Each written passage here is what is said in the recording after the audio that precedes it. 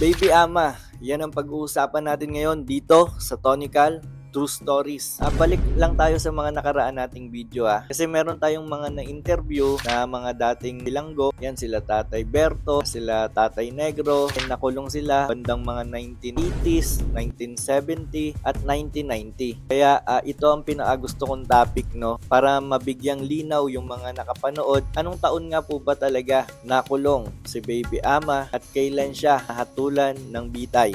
Marshall Perez Ama, o mas kilala sa tawag na Baby Ama. Pinanganak noong 1935 at lumaki sa Biñan, Laguna. Sa Biñan, Laguna po lumaki si Baby Ama, no? I-correct lang ho natin na yung mga narinig ho natin nakaraan, sabi nila ho ay sa Tondo lumaki si Baby Ama. Si Baby Ama ay isa sa pinakakinakatakutang notorious gang leader sa Bilibid noong 60s. Binansagan siyang baby dahil umano sa gwapo at matikas nitong tindig noong kapanahunan at napakabata pa nito. Dahil sa edad na 16 lamang ay naipasok na siya sa loob ng selda. Lumipas ang mga araw ay kinilala si Baby Ama na isang kilabot na bandido na kanyang pangkat na sige-sige. Ulila na siya sa kanyang mga magulang at nung mga panahon na iyon ay lola niya na lang ang nagpalaki sa kanya. Ang hanap buhay nito ay ang pagtitinda ng kakanin. Kaya siguro naging ganito yung buhay ni Baby Ama, no? Kasi iba pa rin talaga pag lumaki ka sa magulang, no? Ito ay pagpatuloy natin. Dahil uhaw sa pagmamahal ng isang magulang, sa kanyang mga barkada niya pala matatagpuan ang tunay na pagmamahal na hinahanap niya. Ngunit sila ay madalas masangkot sa mga nakawan na nagaganap sa kanilang lugar. Na-realize siguro ni Baby Ama na mali na ang ginagawa niya, kaya naghanap siya ng patas na trabaho at napasok siya sa isang gasolinahan bilang isang gasoline boy. Hindi din tumagal si Baby Ama sa pagiging gasoline boy nito. Imbis na magpatuloy sa pagbabagong buhay ay gumawa na naman daw ng hindi maganda itong si Baby Ama.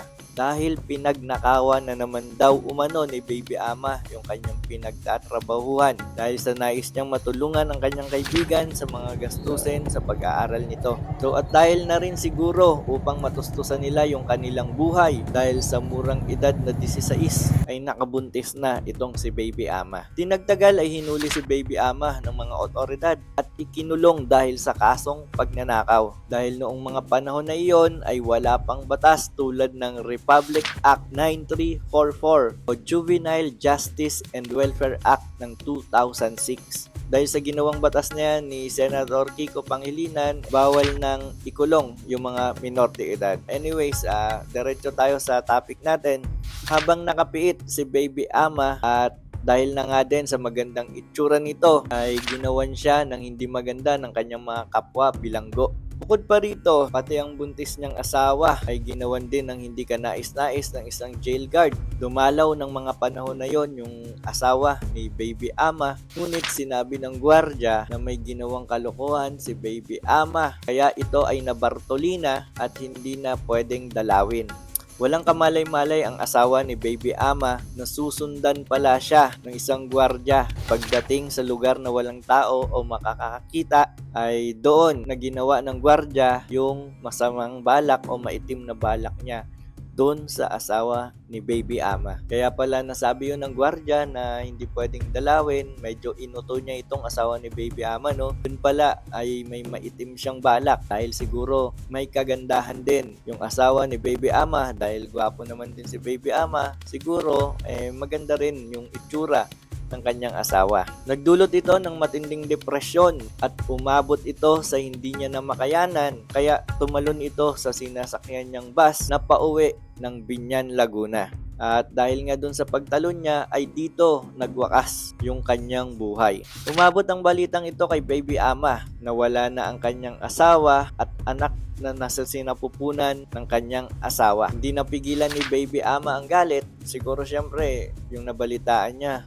sino ba namang hindi magagalit, no? Di na napigilan ni Baby Ama ang kanyang galit nang malaman niya ang balitang iyon. Dahil doon ay binawian ni Baby Ama ang kanyang mga kapwa preso na gumawa sa kanya ng hindi kanais-nais. At pati ang gwardya na gumawa ng hindi maganda sa kanyang asawa ay kanya ding iniligpit. Dahil doon ay hindi mapigilan ang galit ni Baby Ama at ibinaling niya na lang ang lahat ng kanyang galit sa mga kalaban niyang nasa loob ng selda at ito ang Okso na pinamumunuan ni Ebok Ala. Sa sunod, alamin natin yung kwento ni Ebok Ala na yan. No? At ito, nagsagawa nga ng pagpupulong yung grupo ni Baby Ama nung mga oras na yun. Yung Sigi Sigi Gang noong 1958 sa pamumuno ni Antonio Marcos. Napag-usapan daw ng kanilang grupo na planuhin ang kanilang kalabang grupo sa susunod na buwan. Ayan, meron silang pagpaplano. Hindi natin alam kung ano yung plano na yun. Pero syempre, magkalabang pangkat yan. Alam na natin kung ano yung mangyayari sa plano na yan. No? Umaga ng February 1958, araw ng linggo, ay nagsagawa ng kaguluhan ang grupo ni Baby Ama na sige-sige sa itaas na bahagi ng selda. Nasa loob ng Bartolina ng mga araw na yon si Baby Ama.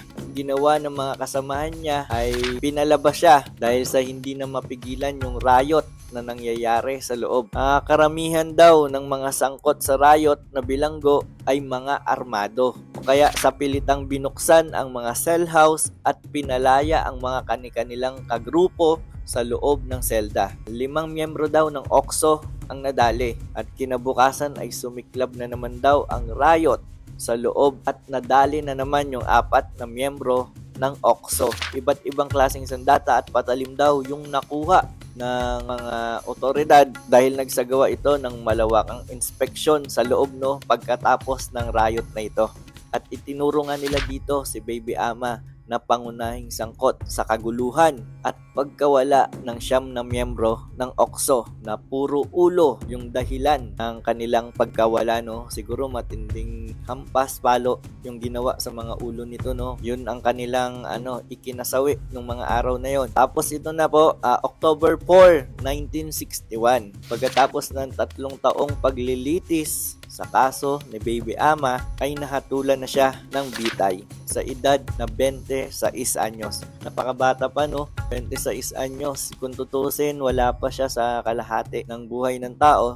So kasama ang 13 pa nitong kasamahan. Ayan.